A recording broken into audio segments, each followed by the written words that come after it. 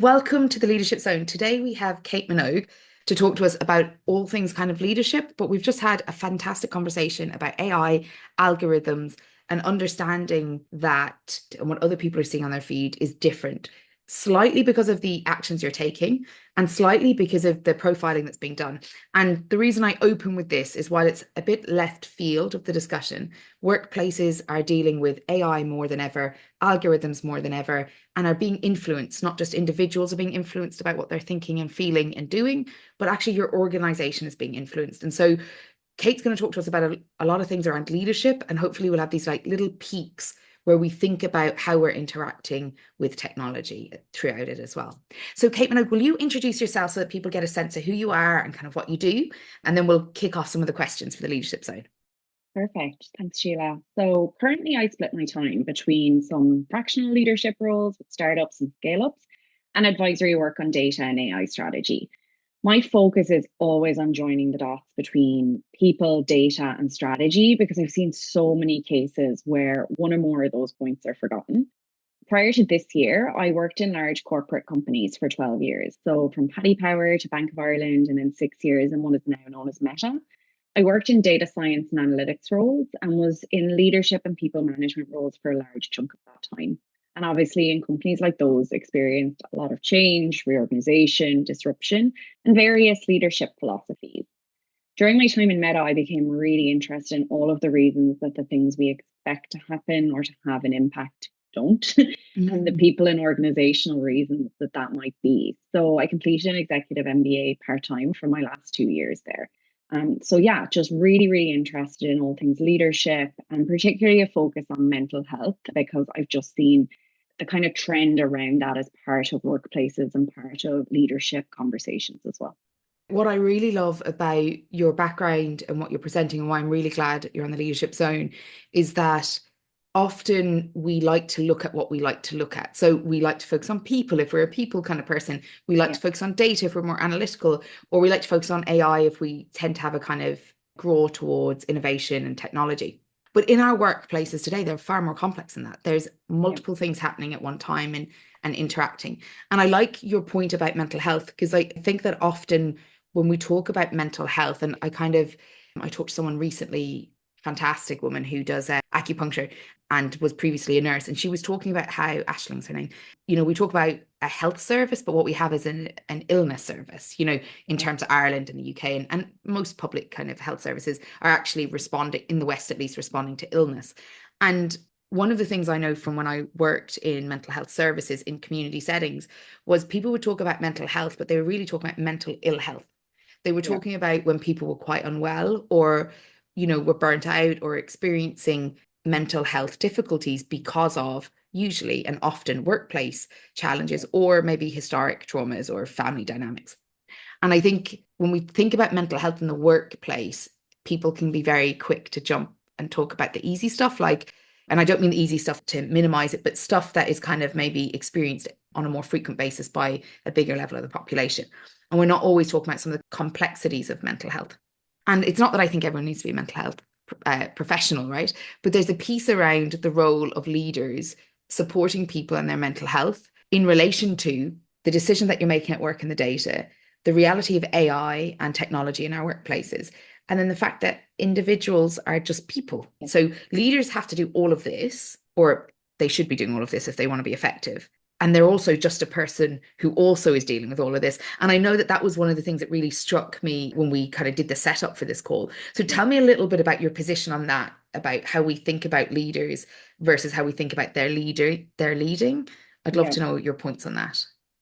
Yeah, so this is something like we've seen so much conversation over the last couple of years about really the role of your manager, the role of your leader in your mental health. And that is really important. Like I'm sure all of us have seen that viral statistic or quote that managers have more of an impact on your mental health than your therapist or your doctor. And it's not surprising because we spend so much time with our managers and they can have a big impact on our stress, particularly in the extremes. If there's a lot of urgency or there's a lot of kind of, if there's toxicity or anything like that.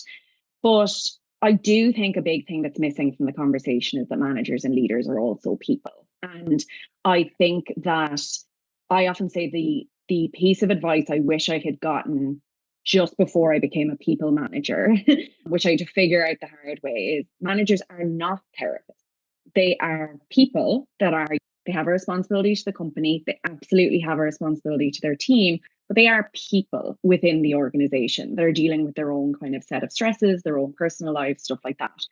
And I think that over time, with all of the best intention in the world to make organizations more pro mental health, like you say, like more aware, more conscious, we have potentially put up too much of that pressure on individual managers or individual levels of management rather than kind of looking at the organization holistically and saying, can all of us become more healthy mentally? Can all of us create better habits and better behaviors? I think when conversations around servant leadership started, and obviously I've worked in a large tech company, and they're the kind of companies that very much embrace that leadership philosophy. I welcomed it with open arms. I was like, this is great. This is so different to the kind of traditional leadership styles, those kind of authoritarian styles, those very dictatorship type styles. And I think I was attracted to it for that reason. But I think that there's almost a double-edged sword with that, which is if you're attracted to the style of servant leadership naturally, is that because you're naturally a giver? Maybe somebody who naturally doesn't put their own needs first? Maybe somebody who will kind of naturally push themselves into the extremes of that. And I think having gone through really volatile situations over the last couple of years, like whether we had the pandemic, we had like reorganization, layoffs, all of those things. When I looked around, it was very obvious to me that the most prominent layer of burnout was at middle management. And it Mhm. was because they were absorbing all of the stress of their teams. They were like, okay, I am the face of the company and the decisions, I am the face of the change, but I'm here for you. And then to their senior leadership, they were the face of their teams and their teams' voices and their teams' challenge. And very rarely was anybody checking in on them. Mhm. And I think that that became quite clear. And I think Lean In and McKinsey did a report very soon after the pandemic saying burnout was at an all-time high, particularly disproportionately impacting certain groups. And I think we need to be more big picture in our Mhm. thinking and be like, every single person in an organization is a person. And sometimes we look at corporations and go, that's an entity, but it's made up of people. And we need to think about it from that perspective. I really love that because there's a couple of things in that that I think translate well to organizational performance, which is always my kind of underlying kind of position when I think about organizations. One is that when we don't set up processes and procedures that support performance, we get middle managers absorbing that and filling in the gaps, right? And that Yeah. might seem like a good thing in a short term. But what tends to happen is, at least in my experience, very often the short term becomes long term because there was no consequence. So now it becomes just part of the middle manager's role. And now the middle manager is over delivering, burning out, and nobody's listening because there's no consequence to the organization yet. So I often Yeah. talk about, are you in the short term feeling like the hero, and in the long term actually creating a deficit in your team and a risk for your organization? And that can be really hard for middle managers to hear, but it's a really important thing to think about because an entity is not strong enough if it's based around individuals absorbing more than they can manage. It's a complete risk factor from a growth perspective, from a performance perspective. But then the other thing that I think is interesting, and this comes up in inclusive leadership as well all the time, is this idea that what I do for others is somehow dehumanizing of me. So where people think, well, I must show up and do all these things for others. And yes, you do. That's part of your role. But also, are you showing up and doing that for you? And that might mean advocating for yourself. I don't mean that it's all on you either. But there's something around including others doesn't mean excluding oneself. Serving others isn't sustainable if it involves you burning out or you overusing your chips or whatever. And there's kind of something dehumanizing I found with a lot of leadership models, and not because they're designed that way, but because everything out of balance is dodgy, Yeah. in my opinion. And I think what we can often do is take a model like servant leadership or inclusively, we can take any leadership model actually, and we can use it to place the pressure in a point in the system rather than actually address the issues that are creating the pressure point. And we can use the language of that model to kind of reinforce that. And I think what you're talking about is really important because, first of all, the burnout is quite dodgy thing Yeah, because it's not as simple as having, like, people think burnout often is, oh, I'm a bit burnt out, I need to sleep. Well, actually, when you have burnout, it could take you up to like, I've known people who's taken up to a year and a half for what yeah, I would consider reasonable burnout. I'm not talking about extreme burnout now. When I mean reasonable, I mean a burnout that could happen to anyone facing a project for 6 months that's a stretch, right? I'm not yeah, talking about years of this. I've seen it take up to a year and a half to actually be back at the starting point of their own kind of sense of functionality, thinking, emotional process, and performance.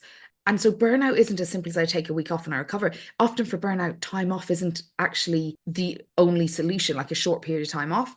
And often it's not even time off that solves it as well. There can be lots of other things.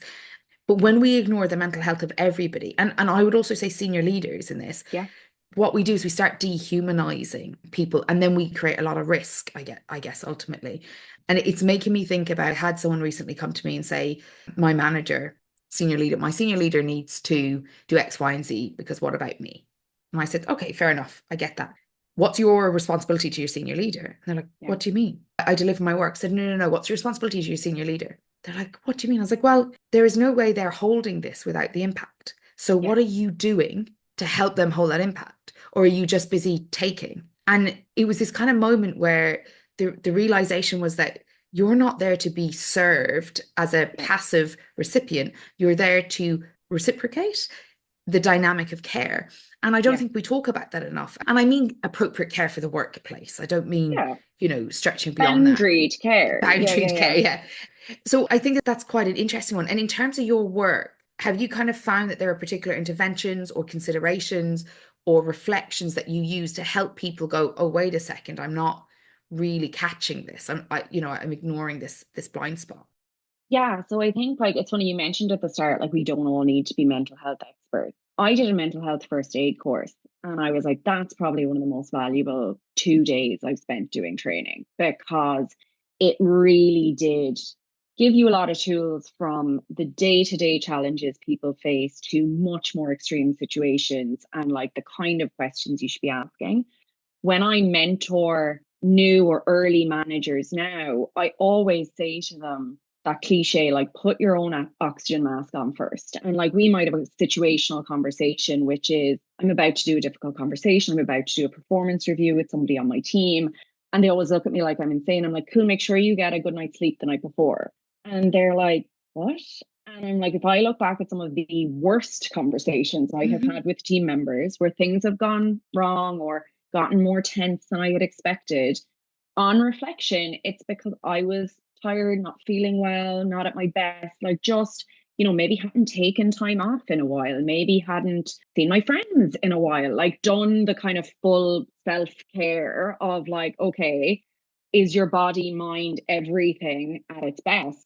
And conversations that would have been difficult anyway were made more difficult by that. And it's not that I specifically said anything I shouldn't have said in those conversations, but I showed up in a different way, in a maybe Mm, less open way or less patient way, and things probably just accelerated much more mm, quickly.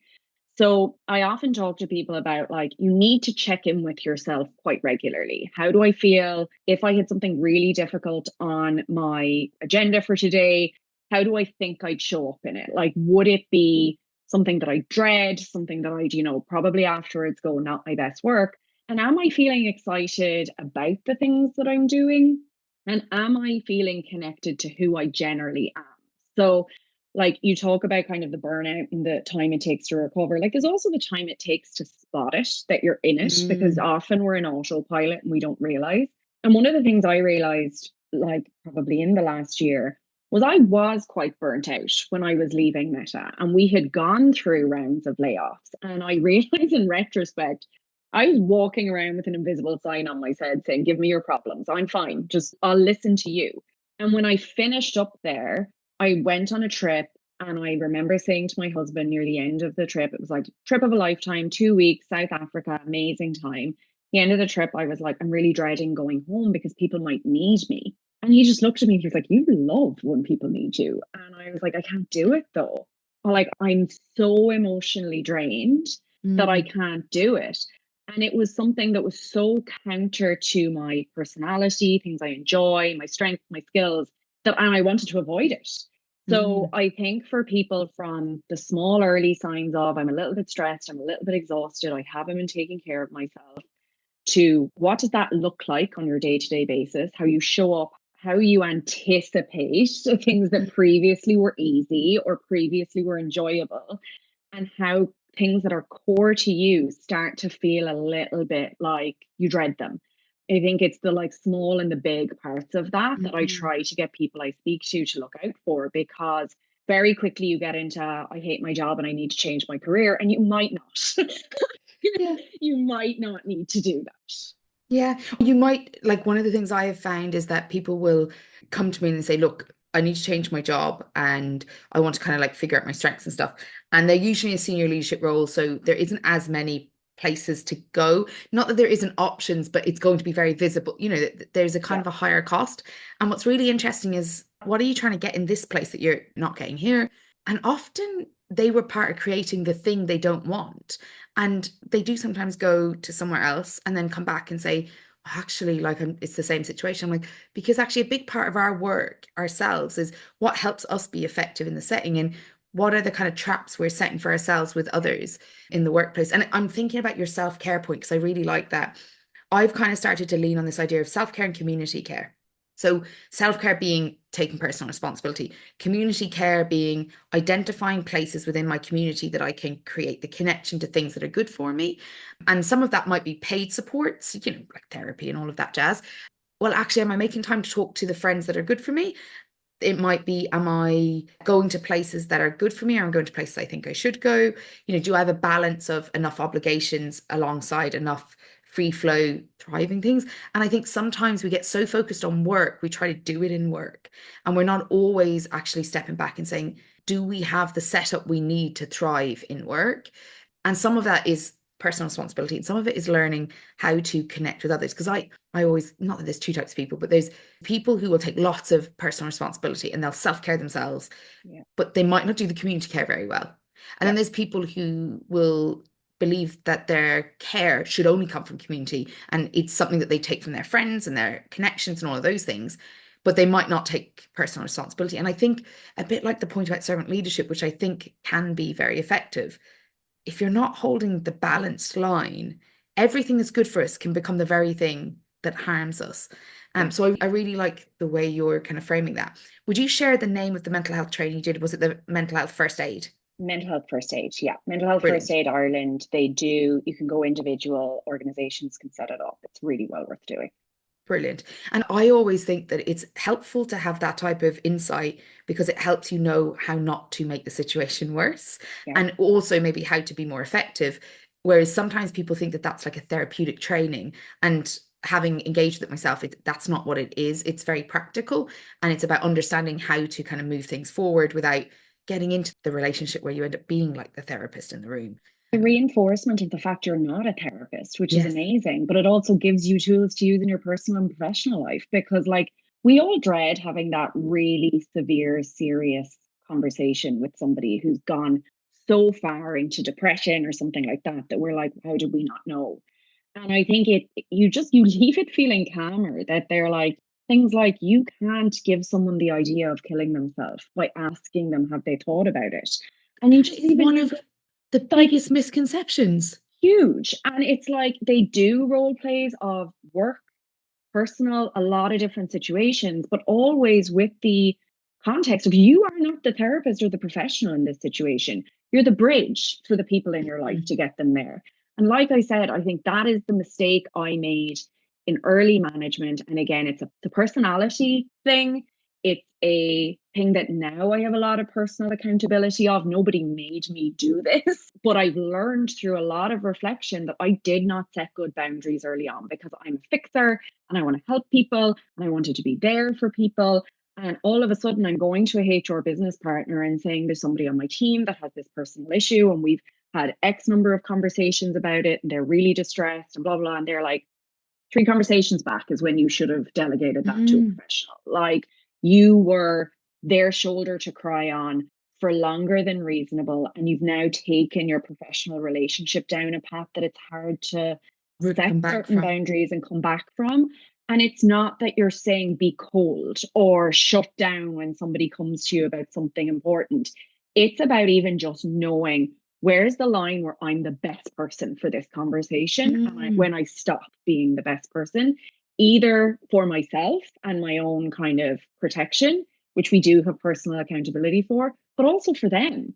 Like me continuing to be a shoulder to cry on for somebody who might have needed a therapist at that point is like not doing great work for mm, them.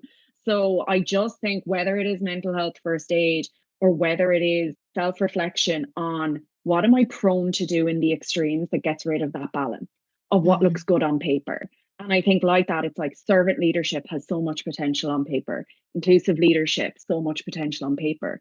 We are human beings that interpret and distort what's on paper. And we mm, do that based on our own biases and our own preferences and all of these things. And my natural inclination, and I'm sure this is true for a lot of other people, is to turn servant leadership into a trap. And mm, I think that knowing that now, I am more equipped to go, okay, what are the good parts, the bad parts? What are the things I need to put in place to make this more effective for me, for the organization, for my team? Because, like you said, if you're getting into almost a martyrdom or whatever it might mm, be in the short term, you're not setting anybody up for success in the long term. And the mm, organization will not rescue you from that. And actually, once you've gone down a certain path and you've set a certain amount of expectations, it is infinitely harder to pull it back. And it's a much more negative response when you try to pivot. So I think that it's very much about the organization realizing everybody in it is a person. Even the VPs that are telling the bad news about the layoffs are hurt by that. They are human mm, beings, like they are suffering too. You exactly like you said, we all have a compassion and a care for each other. If we dehumanize other people because of their job title, it leads to sometimes not very visible, but dysfunction in terms of how mm, we interact with each other. But we also have a personal responsibility to know what are our inclinations to push the balance of some of the good into bad. And when can we spot that we're doing that? And how can we put controls in early that mean we won't, whether it is for ourselves or with community? But your point about knowing the personal accountability, self care, and community is so important because I remember when I started my MBA, I was like, okay, you're working full time, you're studying part time finite. This is going to be hard.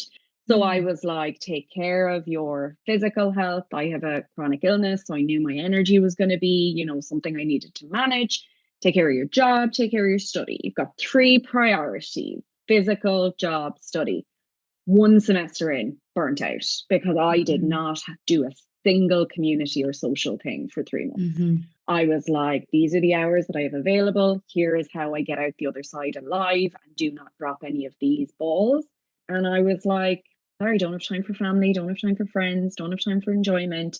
And that was such a good lesson for me in terms of like, people are complex. We are a mm. whole complex thing that needs to be nourished in different ways. Again, it's just a lesson in how do I manage myself and my interactions with all of these things. I really love that example because I'd be a sinner for, first of all, because I love my work. I could very easily park Yeah. social things. And I only went to, I don't know if you ever heard of this, it's called Sing Along Social. No. Oh my God, everyone should go to this. It was one of the most brilliant events I've ever been to because you could stay in your own space, but you could also join in.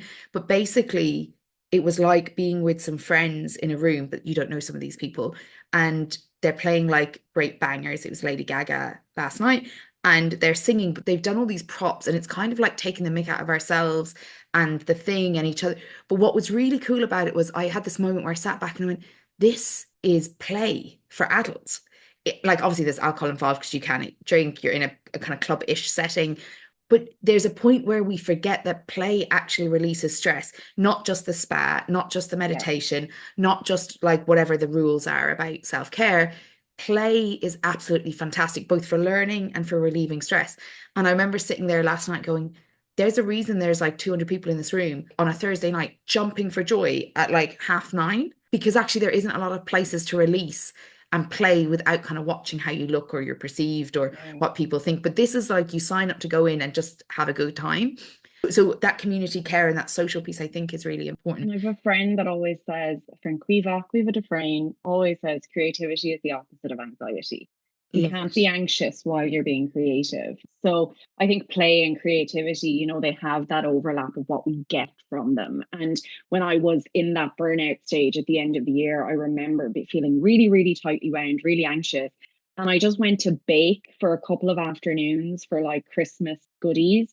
And I remember my husband and his mother being like, "You're tired. Like, do you have to do this?" I'm like, "I promise you, this is the calmest I've been in months." Mm, So, like, mm, there are so many different antidotes other than time off work.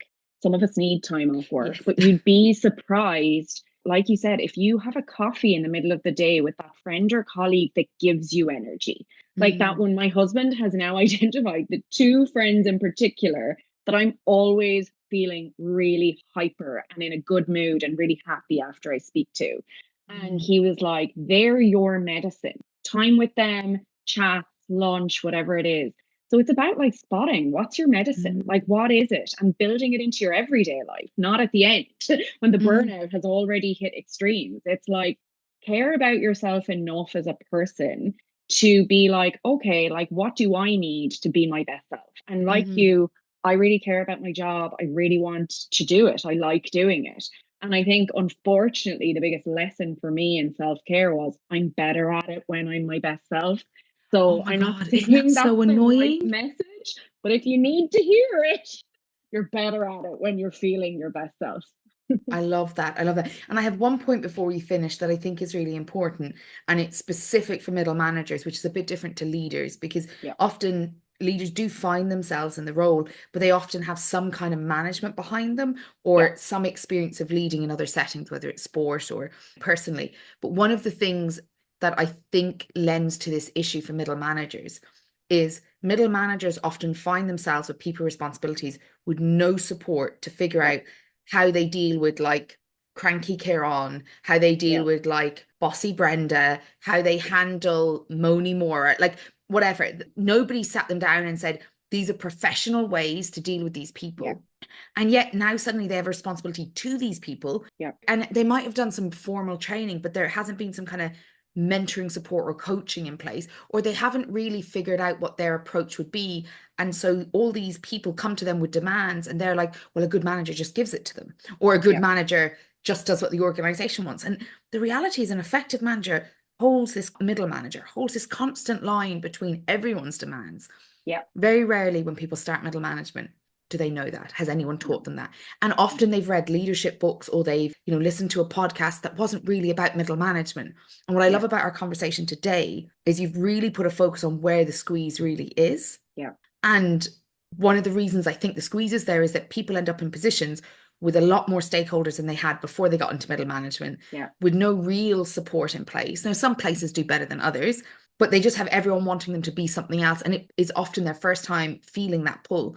And yeah, I think when we think about mental health, if middle managers were able to make some space for themselves in their management, which often happens after a little bit of managing, or if they're clever, they go to someone like you, they get some mentoring, they get some support, they can prevent that really rocky ground that they have to pull back from later on. yeah, And I just think that that's really powerful because management is not the same as leading, although they cross over. yeah. When you first land in that middle management role, everyone is ready to like shape you for their benefit, but they're Yeah. not thinking about shaping you for your benefit. And I think that that's a really important part of building your authority as a middle manager, is kind of working on those initial things before finding yourself down that road, burning other people out, having all these demanding people telling you what good looks like, and they're all contradictory. And just like burnout can signal to somebody you're in the wrong job, which might be true, but is not always true, a bad initial experience with management can also signal that. Yes. And I've met multiple people who have gone out of people management for a number of years because they had a really negative first experience of it.